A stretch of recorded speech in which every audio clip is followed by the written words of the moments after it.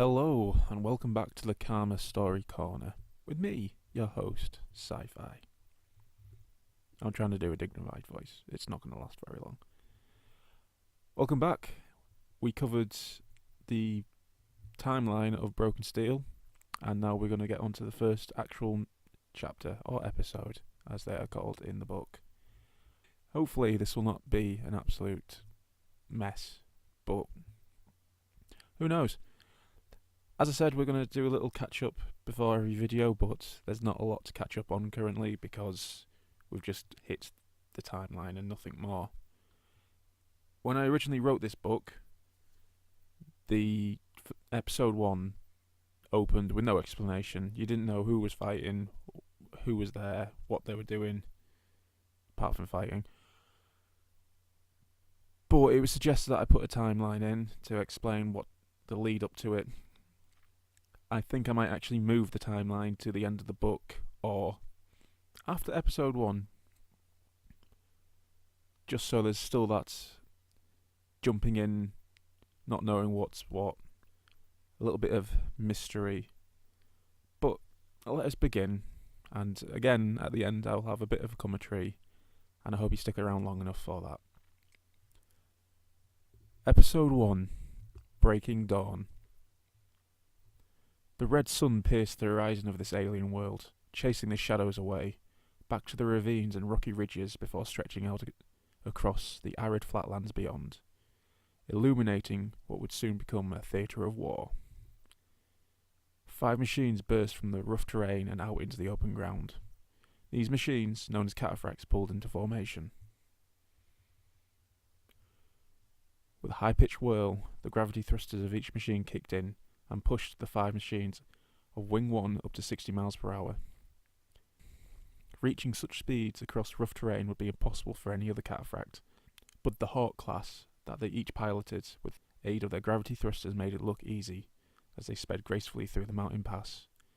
Their size made it even more impossible to believe such imposing hulks of metal could skim several inches off the surface at such blinding speeds. Microsensors constantly scanned the ground to maintain the distance between the speeding cataphracts and the ground below. The ravine that they followed opened out as morning broke. The 5 Hawks burst out into the barren terrain and spread out into a practice formation at high speed. Far in the distance, a relay station came into view through the morning haze. A voice crackled over the static and into each of the suit's intercoms. Operation is a go. Wings 1 through 7 engage targets. Mission state: no survivors. There were a few moments to allow this to sink in, then the voice came over the intercom again. Wing leads, 1 ping to confirm operation. Several short pings were heard over the intercom from the other wing leads. Foxtrot 1 responded in kind. With that, the voice came over the intercom to confirm. Radio silence is broken. Engage targets at will. Good hunting, gentlemen. Almost instantly, over the intercom, a female voice boomed out from Foxtrot 3. I wish they didn't say that. Every single time. I'm in this army too. Foxtrot 3 was one of the only few female pilots in the armoured battalion. Foxtrot 4 responded to the statement. Yo, Foxy, they don't count you because you're more of a man than they are. Foxtrot 1 was getting distracted by his team's banter until his heads-up display flashed red. Several crosshairs appeared over the faraway objects. Simple blurs to the human eye at this distance. The heads-up display altered and zoomed into a distance that showed the slow advance of the enemy's cataphracts. Canny you 2, engagement zone coming up. Command copy, confirm 4 targets. Constant humming of the gravity thrusters changed pitch as Foxtrot 1 pushed ahead of the other 4. His assault rifle unclipped from its holster on the cataphract's leg. Taken in hand, the gun rose up and pointed towards the nearest red crosshair, even though the display in the cockpit still said 3 miles. Command responded. Foxtrot 1, TAC Ops, and HUD visuals confirm. 4 Defender-class cataphracts. Engage with caution. Sniper support team designation Firefly. ETA to destination to provide close-range support. 10 minutes. Command's voice was frantic, and several more voices could be heard in the background. A sign the operation was in full swing. There was a chuckle over the in-squad intercom from Foxtrot 4 as he pulled alongside Foxtrot 1, matching his speed. 10 minutes? This will be over in 5. Some sense of duty nagged at Foxtrot 1 as he snapped back at his subordinate. Get back in formation, don't get cocky. As Foxtrot 4 pulled back into formation, he knew his wingmate was right. Win or lose, it would be over quickly. Wing 1 had drawn within a mile when a message in red flashed up on the pilot's display. Incoming fire. Foxtrot 1 slammed on his cataphract's air brakes and shifted to the left at high speed as a howitzer round sped past where he was seconds before. The onboard AI corrected the gravity thrusters to compensate for the sudden change. Still, the force of the sudden move crushed Foxtrot 1 against the side of his cockpit. His suit was designed to stop the damage of such reckless moves, but it still hurt. Foxtrot 1 pulled himself back on course and shouted an order to his wingmates. Fan out. There is 2 rocky outcrops we can use as cover 600 metres ahead. Foxtrot 1 didn't need to wait for a confirmation of his orders, as Leela 4 had sped forward and began to take up position behind the cover, as more howitzer rounds smashed into the nearby ground. Foxtrot 1 joined his wingmate, Foxtrot 3 behind the nearest cover. The 4 enemy defenders were still some distance away. Their hulking bronze-coloured frames were bulkier than the Hawks, completely covered in thick Terramite armour that offered a greater amount of defence than the Hawks, but they were resigned to extremely slow ground movement. What made the defenders even more threatening is the fact that they were armed to the teeth with heavy weapons. The defender, in short, was a walking weapons platform. The only solace that Foxtrot 1 and his wing could take is that all the defenders' weapons were guided by human minds. The enemy lacked the advanced AI targeting of the Hawks. With the human mind behind the guns, there were mistakes to be made, and in turn exploited. Or that's what Foxtrot 1 told himself to calm his nerves. The 4 defenders slowly advanced on the cover that the Hawks hid behind. Foxtrot 4 and 2 had deployed on the far right, providing short bursts of fire from their assault rifles to try and slow the enemy's advance, but the rounds couldn't penetrate the heavy armour. There was a thick thud, followed by an explosion as the rocks in front of Fox 2 exploded, sending shards in every direction. Fox 2 was caught in the blast and flung back several metres. The light armour of the Hawk was ripped to shreds by the flying debris. Before the Hawk even hit the ground, a message flashed up in Fox 1's display. Foxtrot 2 vitals, fatality. There was a scream of anger from Fox 5 as he broke through the debris and returned fire. The underslung launcher in his assault rifle let off a round.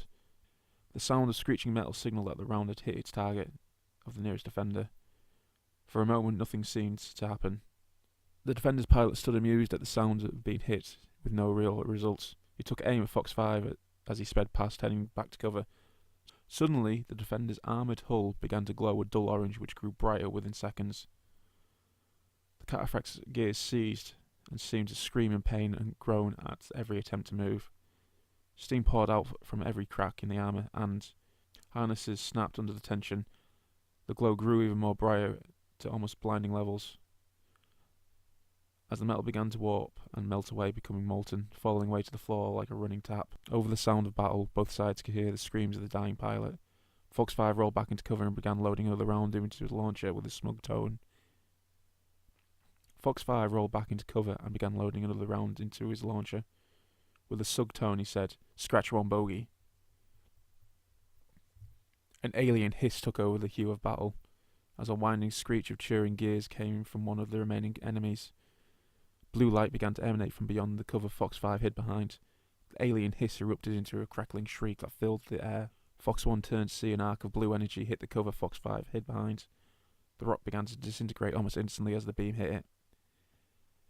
Fox 1 stretched out his arm in an attempt to warn his wingmate. He screamed out, "Get out of there!" It was too late. As the beam eradicated the rock and struck Fox 5, in an instant the top half of the Hawk was vaporised. What was left of the cover began to collapse around the remains of Fox 5. The blue light and the alien hiss faded away as another message flashed up. Foxtrot 5, vitals, fatality. Foxtrot 3 broke from the cover to the left of the remaining enemies at high speed. The AI compensated and locked onto the nearest defender. Rounds rang out and again bounced harmlessly off the armour. She unloaded a slug from her assault rifle launcher into the defender's left arm. It began to glow a dull orange like before. This time the defender's hatch burst open as the pilot tried to escape the melting wreck. Fox 3 unloaded round after round into the defender's open cockpit. The rounds were built to destroy cataphracts and, as they struck the escaping pilot, he was torn apart. In a moment of remorse that would cost Fox 3 her life, she slowed to a stop as she saw the carnage of the person being ripped apart. Anger had blinded her. This is what Foxtrot 1 had forgotten. His wing was human too. The brief lapse of Fox 3 was smashed by the appearance of a warning message on her hood. As a red dot came into view, a message said incoming fire. Fox 3 had no time to react as she screamed profanities over the intercom. A solid slug followed the red dot and pierced Fox 3's cockpit and through the other side of the Hawk's frail frame. The cataphract collapsed into a heap and another message flashed into Fox 1's display. Foxtrot 3, vitals, fatality. Fox 4 came over the intercom. It was strangely calm for being in this much of a shitstorm, as he would normally refer to it. Sniper in the comm tower. 956 metres, he's mine. Fox 4 stepped out and let off 3 rounds. Even at this distance, the AI compensated. And an optical zoom flashed up in the pilot's hood as the rounds hit the comm tower, shattering the upper sections. Sniper eliminated. Oh crap. Fox 4 cleared his hood and brought his vision level with the defender that had closed to within 20 metres. For a moment he could swear a smile flickered over his assailant's battered cataphract's hull as he tried to react and pull away. In that moment, the defender let off 2 rounds from the shotguns built into the defender's arms. These rounds tore through the Hawk's armour and sent it crashing to the ground. The final message appeared. Foxtrot 4, vitals, fatality. It all happened so fast. Command's voice was booming over the intercom. Foxtrot 1, come in. Report mission status. TAC Ops report 4 fatalities. You have permission to disengage. Repeat, you have permission to disengage. The thought of running away and being shot in the back didn't appeal much to Foxtrot 1. The fact is, it made his stomach twist in knots. He looked at his fallen wingmate's stats that were now dimmed in his hoods and gritted his teeth. Foxtrot 1, engaging enemy. Fox 1 began by releasing his safety limiters on the gravity thrusters. Within seconds they were at breaking point. Crouching down the Hawk, he poised himself for the attack. He had no real plan at this point. He was just following his instincts. With a great thrust of upwards motion, the Hawk pushed off clearly into the sky, clearing the cover he hid behind by several metres. The earth cracked under the force of the Hawk lifting off. Clearing the cover, Fox 1 came to bear over one of the remaining defenders. At this point, the gravity thrusters overloaded and cut out, bringing the Hawk back down to earth and the defender beneath. He opened fire on his foe below, firing round after round into the defender as he closed from above. Altering the air brakes manually, Fox 1 began to descend on his target.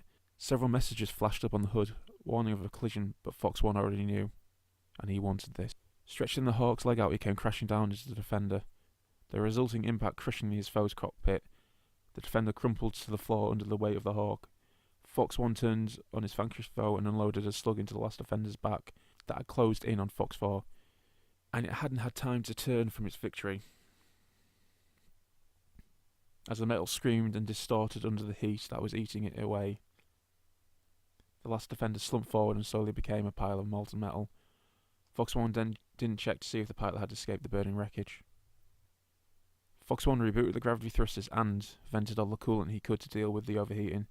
Although the Hawk's legs were damaged, it was all superficial. It didn't affect the gravity thrusters as he began to float once more above the ground and his annihilated foe. The gravity thrusters pulled away the Hawk's frame, untangling any twisted metal with an appalling screech. Foxtrot 1 to command. Enemy defenders eliminated. Relay station secure. It took some time before command's voice responded.